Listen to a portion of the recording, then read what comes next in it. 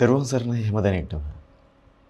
මහා ශිෂ්ටාචාරයක නිදන්ගත වූ වීරත්වයකින් හෙබි කිසිදා කිසිවෙකුට පරාජය කළ නොහැකි ලේ ධාතුව දෙවෙනි කොට මාතෘ භූමිය රැකගත් වීර මිනිස්සු ජීවත් වෙච්ච රටක් මේක. ඉතිහාසය අවුස්සලා බලද්දී 30 වතාවකට අධික වාර ප්‍රමාණයක් අපේ රට ආක්‍රමණ වලට ගොදුරු වෙලා තියෙනවා. මේ රට පිළිබඳව සුද්ධ රිසර්ච් එකක් කරනවා. ඇයි මෙච්චර සම්පත් තියෙන රටක් දියුණු කරන්න බැරි කියලා. අනාවරණය තමයි අපේ රටේ තියෙන දේශපාලනය සහ මිනිස්සු පක්ෂවලට බෙදිලා, පිල්වලට බෙදිලා මරා ගන්න එක. හැබැයි අපේ රට හරි සුවිශේෂයි. හේතුව තමයි ස්වර්ණමාලි සෑය වගේ ශ්‍රේෂ්ඨ අග්‍රගණ්‍ය නිර්මාණ. යෝධෑල සතපුමකට අඟලක බැස්මක් විශිෂ්ට නිර්මාණයක්.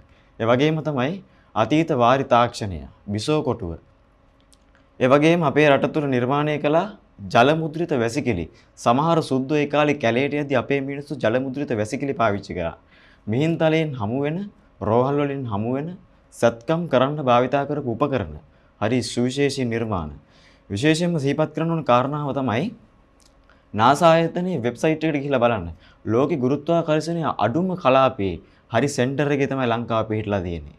රුවන්ඩාව කියන රට ඉස්සර හිටියේ මිනිමස් කාපු මිනිස්සු මරාගත්තු මිනිස්සු. හැබැයි අද වෙනකොට අප්‍රිකාවේ සිංගප්පූරුව කියලා හඳුන්වන්නේ රුවන්ඩාව. මට වෙලාවකට හිතන කාරණාවක් තමයි ඇත්තටම නිදහස කියන්නේ 1948 සුද්දෝ අපිට লীලා දුන්න ලියවිල්ලක් විතරමද?